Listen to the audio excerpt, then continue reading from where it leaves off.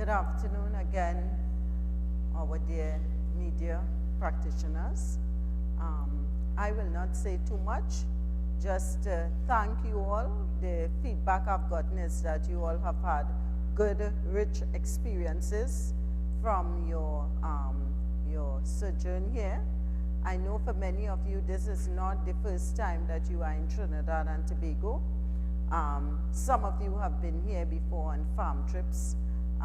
I look forward to see the kind of feedback we will get, and I want to assure you that it has been a joy for us to host this conference, to host you all, and we look forward to some of the emerging actions that we are going to take and that we would see coming out of this conference. So I want to thank you most warmly for agreeing to come, for attending, and for enjoying the time with us.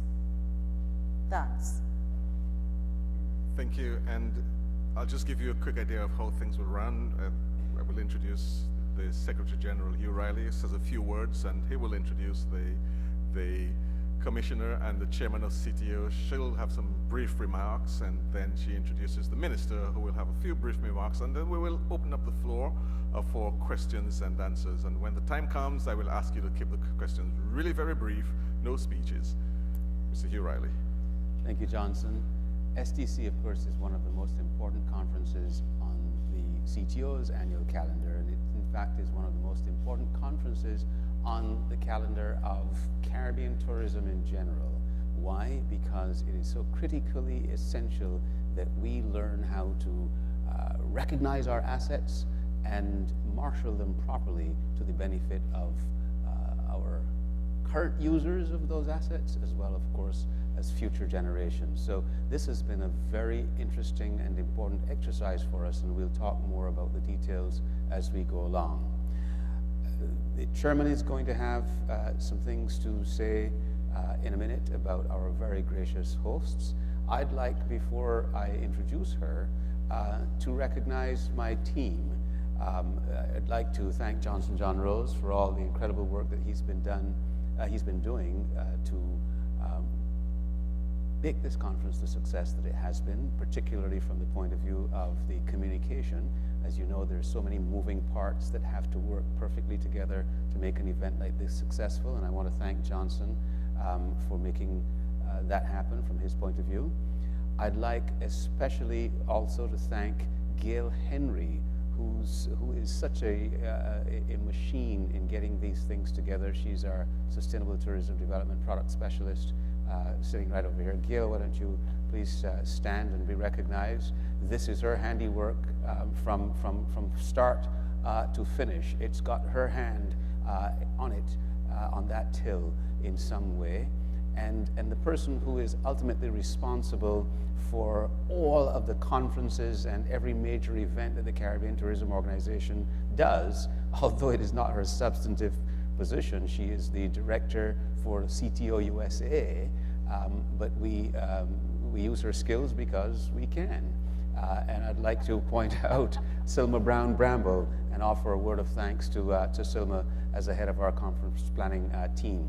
So that's, and there are others. Silma and Gail have had an enormous amount of background support in making this happen, and we take all of these things so much for granted, and I never, ever want to do that. So thank you, and thank you all, but there are other thank yous that will come in a minute. So it is now my honor and pleasure to introduce to you the chairman of the CTO. Now, every time I say this, people say, well, surely you mean chairperson or chairlady or chair or something.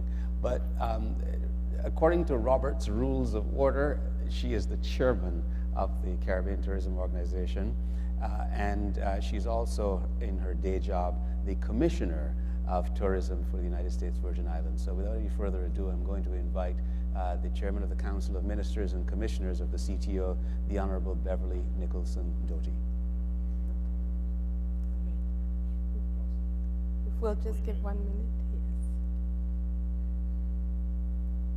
He speaks fast.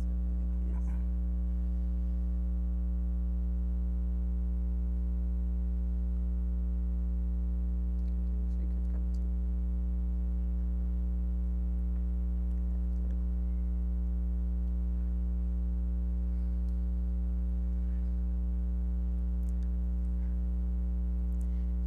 Good afternoon, everyone. It is indeed a pleasure for me to say a few remarks as we close out this conference. I first need to start by thanking the government, the Ministry of Trinidad and Tobago, Minister Cadiz and Juliana Buduram have done an incredible job. I think we all can agree in this conference, in putting this conference together. It's so important as a region that we manage and protect our resources. And I think that they put together a conference with the Caribbean Tourism Organization that really showcased best practices within the region. It allowed for certainly the display of the rich culture and people and artisans of Trinidad and Tobago, and while at the same time allowing for those tours that are so essential for us to have the hands-on ability of seeing the practical implementation of sustainable tourism. On behalf of the Caribbean Tourism Organization, I'm also extremely pleased that we have seen such significant growth in this conference. This is one of the largest conferences, sustainable conferences that we have had, and I think it speaks well, not just to the efforts of our incredible team at the Caribbean Tourism Organization, who we greatly appreciate, but also to the government and Ministry of Trinidad and Tobago and the incredible organization of this event that you've put on for us this week. Before I introduce Minister Cadiz, I really want to speak to something that's very dear to my heart, and I think that the element that we added to this year's conference that included the youth is so extremely important.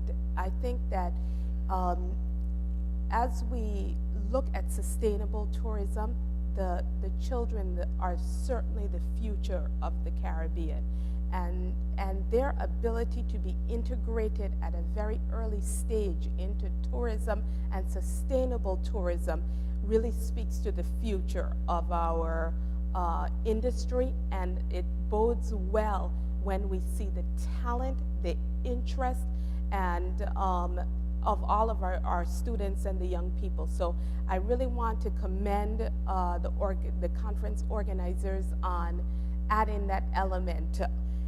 Without further ado, because this has been a very exciting week, I think that we have had, there's so many takeaways, and I think that the real proof of the success is going to be the implementation of what we see coming out of this conference. But I really want to, again, thank Trinidad and Tobago, and at this time it gives me great pleasure to introduce my colleague and our host, Minister Stephen Cadiz. Thank you very much. And really and truly thank you all for spending this week with us. I enjoyed it thoroughly. I met so many new people, so many new smiles. I must say, the reports coming back from the participants were very, very favorable, and I just want to publicly thank Juliana again and her team for putting this thing together. As we all know, conferences are sometimes not the easiest thing, but it worked extremely well. Of course, to the CTO staffing, again, we work very well together, and I think it's it just shows that we can in fact do it very simply. Once we set our mind to it, we can do it.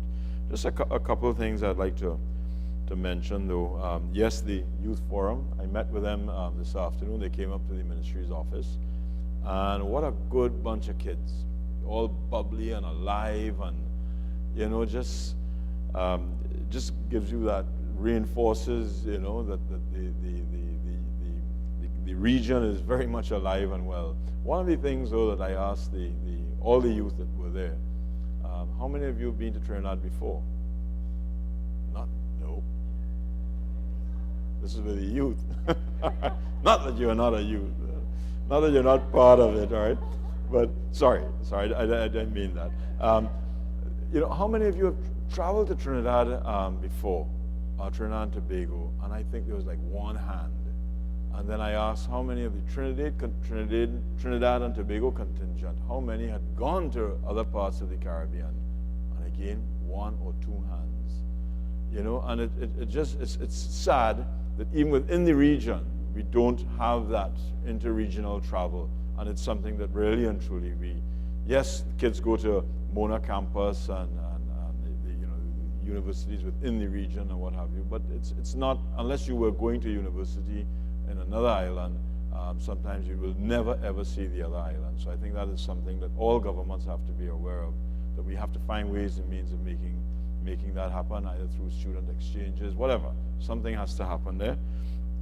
I just wanted to touch on three very, very simple things here. And when I say simple, it is simple. It is going to be very easy to do. And I'm not going to go into detail, but I think it's necessary. One is the interregional support. When we speak about sustainable tourism, it's not only about ecosystems. It's not only about preserving our natural attractions and what have you. It's all about how do we actually build an entire economy around tourism. And therefore, more and more we have to look as Caribbean people, we have to look at our neighbor first before we go outside. And for instance, in some of the territories, labor shortage, for instance, where do we get our labor from? Do we go to the next island to get our labor? Some of the islands have extremely high unemployment, and yet still maybe we are shooting ourselves in the foot by having to go outside of the region to go and get labor to support the tourism industry. And maybe that is something that we need to be very, very careful about how we do that. Why can't we just go next door, if it's available, obviously, and use labor from within the region rather than going outside of the region? And I can tell you, Trinidad and Tobago, the last figures produce 4.6% unemployment, which means we have no unemployment. So for every new hotel that we build, where are we going to get that labor from to work in the hotels? Where are we getting labor from to work in any aspect of tourism? So I think it is very, very critical that we as regional governments, whether or not we are within CARICOM or outside of the CARICOM, once we are within the Caribbean region, that we need to be aware of that. Goods and services, how do we sell goods and services within the region also? Or is it we're always going outside for these goods and services? Don't tell me that they're not consultants in other very well-established Caribbean territories that cannot help Trinidad, for instance, that is a new kid on the block, to develop certain aspects of its tourism. So I think it's something that if we're talking sustainability, we're talking about building that economy, a true tourism economy within the region. Travel within the region in 2007, I believe it was, that we had the World Cup and the World Cup visa, or the cricket visa. I'm not too sure exactly what they called it. That when you arrived in one of the territories, of course these were all British, all the former English colonies, but once you arrived in one of the islands, that means you had a free pass to travel within the rest of the cricket playing nations. And why? But that had a sunset clause and it disappeared, and it worked extremely well. Why is it that we can't have people who are coming from outside of the region, from the time you enter the region, that you're then free to travel throughout the region? And that would help, in fact. It would help the various islands that a traveler does not want to have to go and get a visa to go to Grenada, and then a visa to go to Barbados, or a visa to come to Trinidad, and then another visa to go to Antigua, or say wherever, Guadeloupe or Martinique, whichever territory. So it's something that the Caribbean region must come together to understand. Other parts of the world are way ahead of us in that game, and therefore there's no reason why we can't make this thing happen. And I keep mentioning, you can see the other island, okay? It doesn't even have to be a clear day. You can see the other territory, and yet still, as a foreign passport, I have to go and get a visa to go to the other territory. And we need to understand that that is going to do our industry no good. So that's something that I would very much like to see us go after, which is from the time you enter the Caribbean region, you are in the region, and therefore you should be able to travel to any other parts. And the last point is the support from the region's leadership. And very, very critical. There are islands in the Caribbean whose economies depend 100%, not 8% like Trinidad, 100% on tourism. And yet still, where is the support from the leadership? Okay, and we meet in the Caribbean, especially in CARICOM, we meet for all kinds of things. We discuss all kinds of other issues. Where is the issue of tourism? Why is that not foremost on the agenda of any leadership meeting? It's always about other things that we discuss, okay? Whether it's security and it's health and I don't know, a whole host of other issues. And sometimes tourism, if it's there, it's way down the line on the agenda. And I think it is ample time that Caribbean leaders, whether you are within CARICOM or out of CARICOM, from the time you are within the island chain, that there must be a forum, and a forum for tourism, and tourism alone to be attended with the leadership of the various territories. And I think only then are we really and truly going to see the Caribbean coming together in the way it should. Caribbean tourism is an old established tourism, and maybe it has gotten old, and therefore we need to be able to constantly be monitoring ourselves to become the premier warm weather destination for the world. Thank you very much.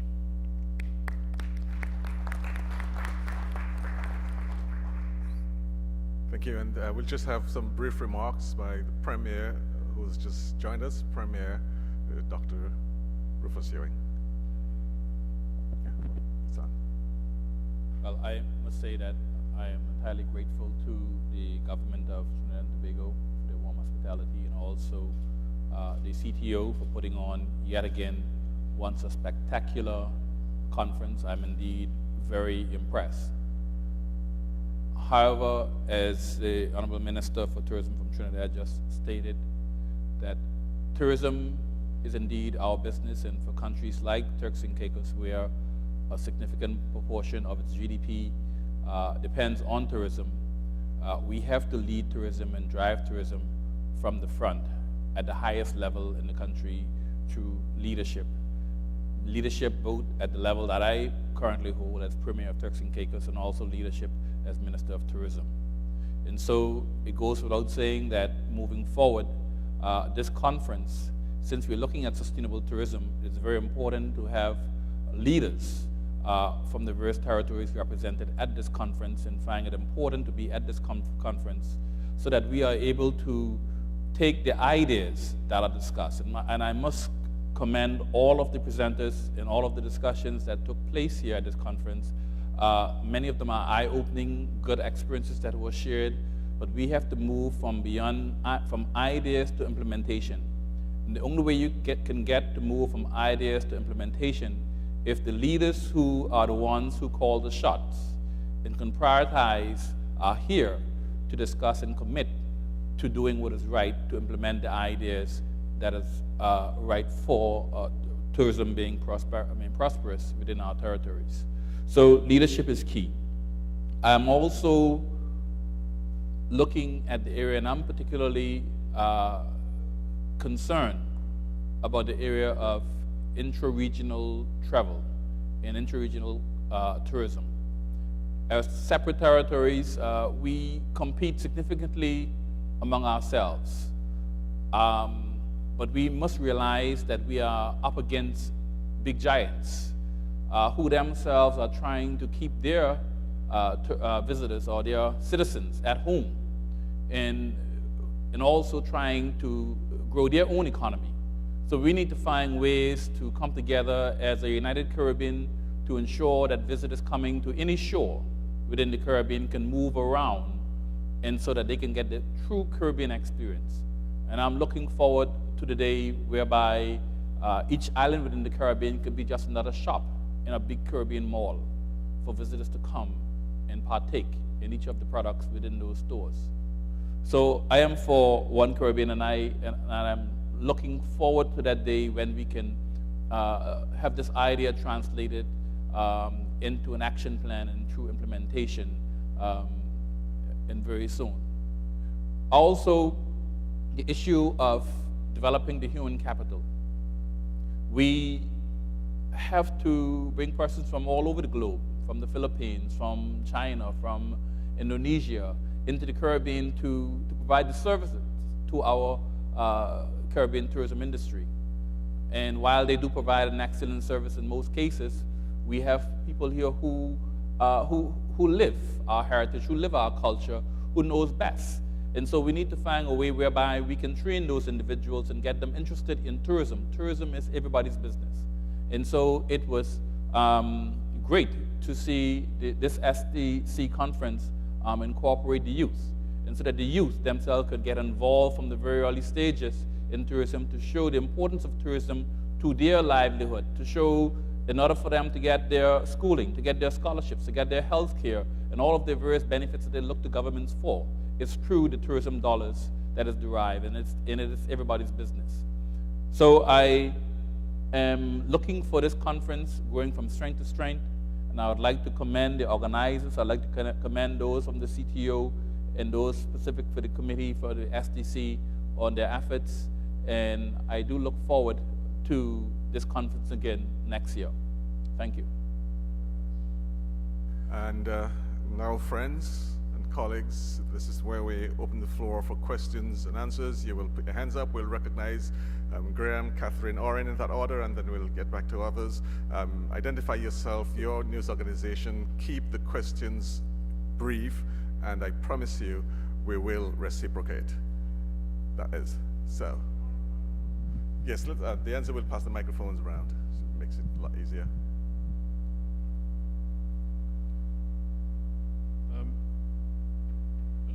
Hello. Part of tourism and sustainable tourism is tourists, obviously, and although it's not quite about right on subject, I just wanted to bring up APD, as usual, from the UK. And certain economies in the Caribbean will suffer more from the APD than any others. And certainly from our perspective, and certainly from a Travel Mole, which is the publication I'm representing here, feel that the time for diplomacy is gone. There's been so much diplomacy with the British government, and I imagine some of you on the panel know about the stoicism of the British government more than others. And nothing happens, nothing at all. Promises, research, everything is shown what a bad tax it is as far as virtually everybody's concerned, but particularly as far as the Caribbean. So I think, and I've said it before, that the time is to move up a little gear. It doesn't mean we have to be too radical, but a little bit more radical. Now, in the UK, sorry, this is a bit of a long question. Graham, I'm afraid the longer the question is, the longer the response. But I just need to explain. In the UK this summer, there are two major sporting events, of which the Caribbean is going to be highly represented. First is the ICC Champions Trophy.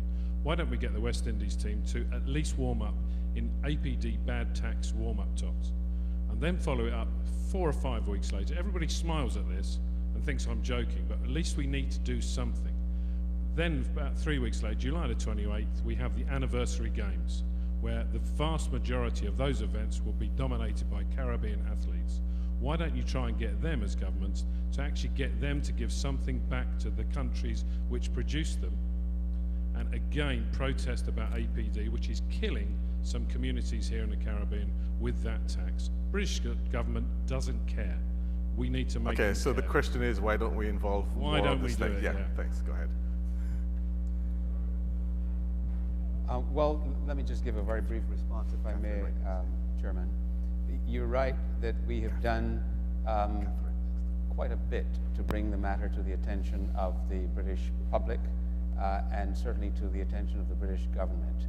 I think it's fairly well established now that the Caribbean has led on this issue, and you're right, the government isn't unaware of how we feel about it. The budget speeches to the UK Parliament have included a mention of the Caribbean. I mean, George George Osborne mentioned the Caribbean in very specific terms, and in fact quoting our exact position on the air passenger duty and the way that his government discriminates against us in the structure of the APD. So I think there's no lack of information on it. If you're suggesting that taking it to the next stage will somehow effect change, we are willing to do anything that's reasonable to get this thing changed. What we haven't done yet, and your point is very well taken, is to take it to the streets, as it were. I'm not sure, Graham, if that's going to make a vast difference, because the public pretty much knows already how we feel about it. We've had a lot of newspaper coverage on it. But we've engaged the Caribbean diaspora on it. There are 42 or so marginal constituencies where the Caribbean diaspora makes a difference and will make a difference to the future of their MPs in the next election. So I'm taking on board any reasonable suggestion. Yours is a creative one, and it's worth looking into. It is something that I think it certainly forms part of a number of other suggestions, because there are other people saying what you were saying as well, that we should take this to some other level. So I can't tell you what other level that will be, but there is no lack of creativity in some of the suggestions. That's a creative one, and we certainly will add that to the list and determine how to proceed next. It's Catherine Mack, I think, the next one. Hello. Then Oren. Question for Minister Cadiz. Thank you very much for fantastic hospitality. It's been a really great event. I'd just like to ask, how far are you from creating a sustainable tourism policy? And over the last few days, what has particularly inspired you with regards to the creation of that policy? I think there's a draft policy that has been developed by the Ministry of Tourism, and that is going to be presented to us. I would say within the next couple of weeks, a very, very short space of time. All right, and sustainable tourism, I think, especially for Trinidad, without a doubt, is the way in which I see us building up an industry. You know, we have had, for instance, even here in Trinidad, we've had people, media, we've had other people commenting that Trinidad could never ever build a tourism industry because we don't have what is known as Caribbean landscape and what have you. And coming into this job, I mean, there's no way I could subscribe to that. I mean, what we have here, I mean, all of us have seen it in some form over the last couple of days. That what we have here is totally different to any other Caribbean country, and therefore it's natural. Okay, I don't have to create anything; it's all there already, and therefore to be able to build on that and just to package it slightly differently would create this wonderful sustainable product for Trinidad and Tobago. And yeah, I mean it's right there in front of us. I don't have to look too far for it. Okay, next. First of all, to PS Johan Budram and Minister Cadiz, thank you very much. Tremendous hosting. We appreciate it. Question for Secretary General Riley. Could you, sir, give us a snapshot of the state of the Caribbean tourism industry today, especially given what is a soft recovery in the major markets, particularly the United States and the United Kingdom? And secondly, from which part of the world which part of the world would you consider to be the biggest threat to the Caribbean product? From which part of the world are the heaviest blows being landed on Caribbean tourism? Mm-hmm. Well, snapshot suggests that I give you a very brief answer, and I shall. At the end of last year, we were, as a region, 5.4% ahead of where we were at the end of 2011. That related in actual terms to about just short of 25 million stay-over visitors. This is separate and distinct from cruise passengers, stay-over visitors to the Caribbean. That in itself represented an increase on the year before. That's that number is ahead of the benchmark year of 2007. So we are now welcoming more visitors to the Caribbean than ever before in our history. The majority of those visitors still come from North America. In fact, the United States is still the #1 producer of visitors to the Caribbean in a general sense. That varies from one of our member countries to another. So we're optimistic about the fact that the numbers are growing. Now you will say, and I will agree with you, that there are other metrics by which you measure tourism success, and one of those has to be revenue. So the first order of business is to get people to come to our countries. There's no question about that. But we also have to stay profitable, and you know as well as we do that nowadays where it becomes such a badge of honor to bargain and to negotiate sharply, we've had to do some things just to stay competitive, and that certainly affects our profitability. So revenue isn't quite where we want it to be, but the numbers of visitors keep increasing, and that's an important thing. Now, in terms of where we're seeing the biggest hits, the countries that are most dependent upon UK traveler are clearly the ones that are taking the biggest hits. UK numbers are down in the Caribbean, and I am comfortable in saying that the air passenger duty, that really punishing tax, is a contributory factor to that. It's not the only factor. There's a recession. We are aware of the fact that the UK economy is still struggling, but the air passenger duty has proven to be a thorn in our side as far as the arrivals are concerned. Okay. The order, I'm sorry, Oren, we really have quite a few people here who have questions, so we can get back to you a little later if there's this time, yeah? So the order will be Joe, Indiana, Ruth, and Clive. Please tell us what your full name is and who you work for. Hi, I'm Joe Schumann with the Cayman Free Press in the Cayman Islands. There are people who are notable by their absence within the Caribbean islands, such as the Cayman Islands aren't here. How is the CTO going to get that buy-in from the leaders, get that buy-in from the tourism departments, ministries of tourism, who simply aren't attending these kind of events? Well, you know, you're right that it would have been great if we had every single minister of tourism here in the Caribbean at the STC conference.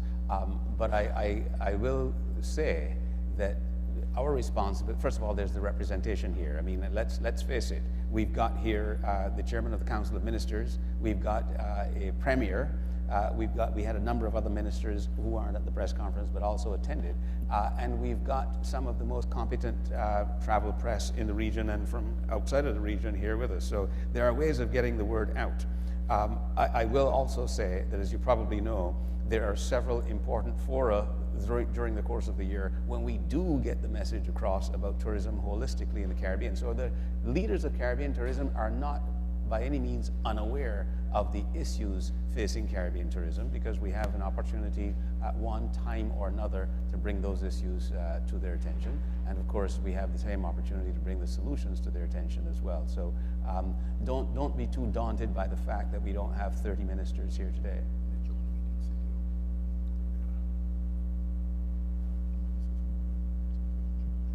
I'm Indiana Montes, and I'm the only Latin American journalist that has been in this conference. From 14 conference, I have been in 12. So I have been the developer of the conference, and I'm very pleased as you are, Ms. Beverly, because the youth had a place in this one. But what about the small hotels that really deserve to be here? Because it's a cost, it's a big cost to come to a conference like this. And there are hotels of 10 rooms or 20 rooms that really are sustainable. They are applying sustainable practices, but they just cannot make it. Do you think that it could be implemented and a special fund to bring the ones that are really brightening in this area? Well, I think that there's several things. First of all, I think that we should applaud the fact that there are several small hoteliers here. And as recently as yesterday, Mr. Riley and I were speaking in a collaborative effort with the Caribbean Hotel and Tourism Association on how we can work together with them to have more of the individual properties and also activities and attractions that are relevant to the market to certainly to participate. However, I think that there are multiple ways that you get messaging out, and I think that we do recognize that travel, that people's budgets in many cases are streamlined in difficult times. So we certainly are, one, looking at how we can work more closely with the Caribbean Hotel and Tourism Association, but we're also not negating the fact that there are other ways that we can develop messaging and make sure that we are reaching the individual hotels and properties in each of the destinations.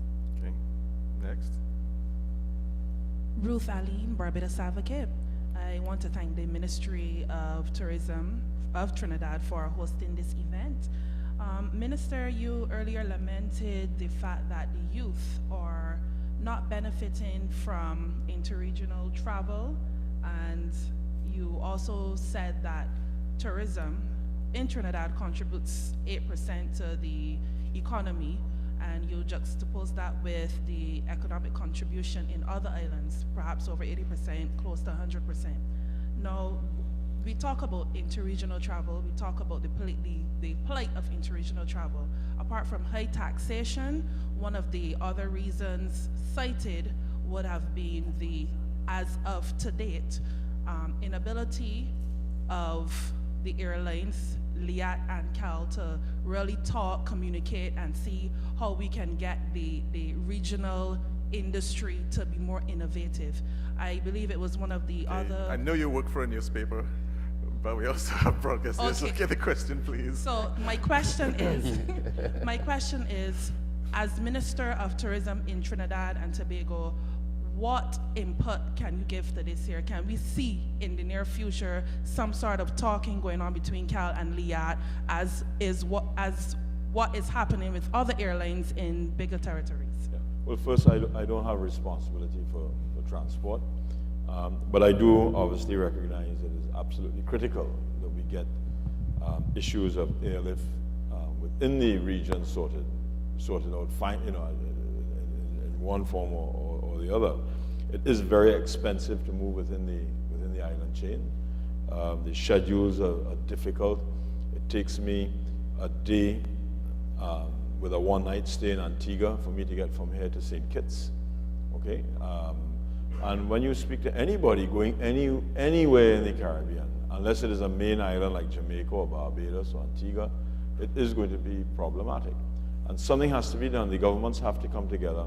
And we're not talking about subsidizing fares and what have you, but we have to make it, there has to be a solution to this. I mean, we are not alone. We are not the only 35 island community in the world.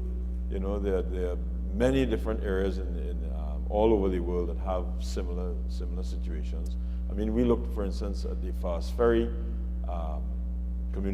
transport between here and Grenada, St. Vincent, St. Lucia, and Barbados, of using the fast ferries to be able to move people, move goods within those islands, and it is feasible. But again, it's for the governments to really and truly have that political will to do it. And I'll tell you, for instance, I should be in a position to go from here to Grenada with my family, with my motor car, to go on vacation in Grenada or to go on vacation in Barbados. That does not happen now, okay? And I do not know if in my life as a politician, if I'm going to see that happen. But these are things that we should be doing to encourage the interregional travel. So sometimes it's a lot easier just for me to pick up my family and head to Florida. You know, it's easier to be able to do that. And I think that all of us, all the island states, need to recognize the value, for instance, of interregional travel. But if I go to Grenada, I'm not spending Trinidad and Tobago dollars in Grenada. I'm going to be spending US dollars when I go to Grenada. And my US dollar is against somebody from outside of the region, it's the same US dollar. And we need to be able to encourage that vacation, especially family vacations. The Caribbean is a perfect place for family vacations, and we need to be able to do it. But there are all kinds of restrictions. Everybody wants to tax the fare, Everybody wants to tax the fuel. Everybody wants to you know, these barriers are up all over, all different kinds of barriers. And really and truly, it's not going to do us any good. If you look at the 25 million people that have traveled, that travel to come from outside the region to the Caribbean, how many of us travel from the Caribbean to go outside? You know, and that, I think that's a figure maybe that we need to look at. You know, can we really and truly keep these people at home? When I say at home, within the region, to have vacations within the region. And I think it's just the political will, to tell you the honest truth. As a politician, it's a political will to just take the scissors and just cut through all the red tape and get rid of it. All right, and I think that probably would be the answer to those problems. If I may, one of the very first things that I did when I was elected by my peers in October in St. Kitts was indicate that within 30 days we would form an aviation committee, a task force under the Caribbean Tourism Organization, and we did that. We've also had several meetings, and we have very specific things that are on the docket. Definitely the connectivity between the region, the ease of travel, and we cannot discount cost as well, because we certainly recognize that the cost of travel can be an inhibitor for interregional travel. And this is not, some of our ministers of tourism have aviation in their portfolios and some don't. This is a committee that includes a technical section. We are talking and having productive discussions with people at the technical level within the airports, with consultants, and really looking at how we can maneuver to address this issue and get some small successes and growth in this area. But we recognize that this is not anything that any one island or one destination can do, that this is something that has to be at the regional level, and that we have to really be looking at how we can deal with it from the Caribbean Tourism Organization standpoint. Thank you. We're quickly running out of time. We've already gone past the scheduled time, and I see lots of hands up and number already that we've recognized. So again, as brief as possible, and the responses will be briefer, so we can get to where you're going. So here's the running order: Clive, Peter, Alex, Stephen, Janil, and then looks like a wrap of that. Clive Bacchus, St. Kitts and Nevis.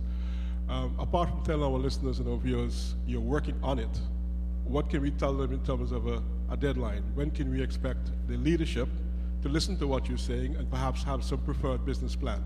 Second question is, what, in your opinion, is the big takeaway from this conference? What's the big story? What will excite our viewers and our listeners when we say we attended the CTO Sustainable Development Conference in Trinidad and Tobago? Thank you. Well, there are a couple of questions wrapped up in that. I thought we were the conference wasn't specifically about aviation, as you know. So were you asking for an answer on the aviation issue or the STC issue, or both? So let's just be clear on what it is you're asking. Well, the first question has to do with, is there any movement we can report on the sustainability of regional travel, inter-regional travel, apart from what was said earlier? Do you have specific timelines that we can take back and say, well, you know, the last time we had a conference, you said this. This conference, you're saying that. So what I'm hearing is that you're working on it. Is there anything else you'd like to add apart from we're working on it? Yeah. One of the things that the chairman pointed out very early in her tenure was that the aviation task force had, as far as she could tell, a 2-year lifespan, because that is the length of her tenure. And so she's laid out for us some very specific objectives that we have to meet within that 2-year period. So it's fairly safe to say that our report card has to indicate what it is the task force has done by the time we get to October of 2014. The second thing is that what the task force has done is to recognize the fact that there is no instantaneous solution to the problems facing intra-Caribbean travel. If there were, we would have done that by now. Somebody would have come up with those answers by now. But we have broken the tasks down into manageable, bite-sized chunks based on 3 very broad headings. Regulatory, the permissions people. There's a segment of the committee of the task force that's dealing with that segment of the regulators, the people who deal with multilateral air service agreements, open skies agreements, and so on. So there's a regulatory part of it. Then there's a safety and security people. They have a whole different area of responsibility and different skills. And then finally, broadly speaking, there's the economics of it. And into that bucket, you have to put aviation, taxation, and the things that Minister Cadiz was talking about earlier on. These are complex issues that have to work together in a very intricate way. Then we've got subgroups that have their own particular matters to deal with. You've got the OECS group, which is a subgroup of CARICOM. I say that in the broadest possible sense. But then we don't function in a silo. Only half of the CTO's members really are CARICOM members. So we've got a whole, this is an organization that represents English, Dutch, French, Spanish.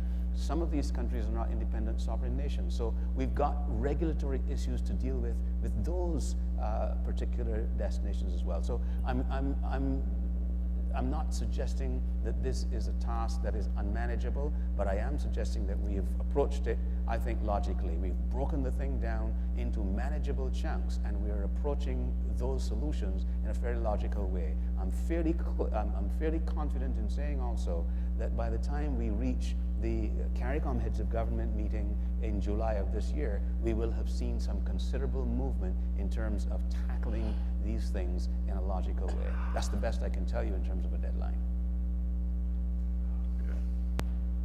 Peter Richards, CMC Barbados. Mr. Cadiz, you spoke about the lack of political will, as well as you asked the question, why isn't it on the agenda for regional leaders? Are you, in short, calling for a CARICOM summit on tourism? If you are, could you indicate how soon you would like to see that summit take place? Well, I think it should have taken place already. No, the thing is that the CARICOM has to understand if the average, for instance, of the if the average of CARICOM states here, the average contribution to the GDP is X, then it has to be a very, very special component for all CARICOM meetings, not just a special CARICOM meeting on tourism. You know, I don't know how else to say it. I mean, CARICOM leaders have to understand that tourism is a key component of their economies, and therefore it will always have to be on the agenda. Or they should have a special meeting once a year on tourism and the issues surrounding tourism. So when we're talking about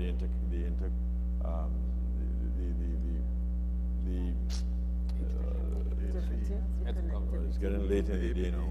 All the inter-island, all the regional air transport and ferry service and all of that. Why is this thing going on? I have been in office since May 2010. Okay, and these are discussions, May 2010, and I met those discussions there. And I mean, I'm not telling tales here, but I have been to CARICOM meetings with 15 years, and it's the same. They haven't sorted out the problem that was brought up 15 years ago. And I mean, I am a straight shooter, and therefore these things must be attended to. And the only way we're going to do it is for CARICOM leadership to understand how critical the tourism industry is to the region, and let's take it from there. You know, we can meet on all kinds of stuff, and we do. Okay, my floor manager is telling me we can actually just do 2 more. It's pretty close to 6 o'clock, and we've got a 7 o'clock that is happening as well. So, Stephen, and then Janelle. Steve Wickens, I'm a freelance writer from Canada. It's pretty surprising that a Caribbean nation as significant and wealthy as Trinidad and Tobago is as off the radar as a tourism destination within Canada, and it seems elsewhere as well. You've announced a global marketing initiative. I think you're going to be unveiling that in the UK in November. Can you go into some specifics about what you're going to try and do differently, or how you're really going to capture the world's attention? And is there any of it going to be specific to Canada which has got to be either your second or third largest potential market. Well, I would like to tell you it's top secret. But I wouldn't believe it. The thing is that Trinidad and Tobago, it's a good question, because Trinidad and Tobago is a twin island state that is two separate islands when you view them, as far as the market is concerned, with Tobago being a typical Caribbean market and Trinidad being this other thing. All right, what is this other thing? We have never, in Trinidad and Tobago, being Trinidad and Tobago specific, we have never ever been able to determine what we are. What is this thing? And we are going to need an awful lot of help in determining that, to really and truly come up with a branding exercise as to what is Trinidad and Tobago. What is it that you come here for? I think I said on Sunday when we were right here, you know, Trinidad we sold ourselves, it's come to Trinidad for Carnival. And then after that you go to Tobago. And I say, okay, well, Carnival is 2 days of the year. What happens in the 263 days? You know, we have no tourism. And that is how we have gone, that is how we have literally played the game. And I have to find ways and means now of not only coming up with a catchy line, if you want to call it that, but one of the biggest problems we are going to have is changing the mindset of the people in Trinidad and in Tobago as to how critical and how important this tourism product is. But we don't know. We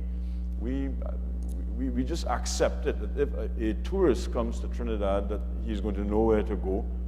I mean, I sat in the lobby of a hotel, and I was overhearing a conversation on a Monday morning with the concierge and a lady. And the lady goes to the concierge and says, look, I am leaving, my flight is not until this evening, okay, 4 o'clock or 5 o'clock this evening.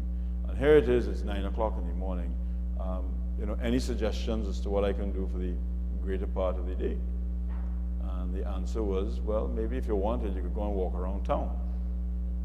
No, okay, and I am being very, very real. We as a nation, as Trinidadians and Tobagonians, we do not understand, and that's the problem. We don't understand what it is.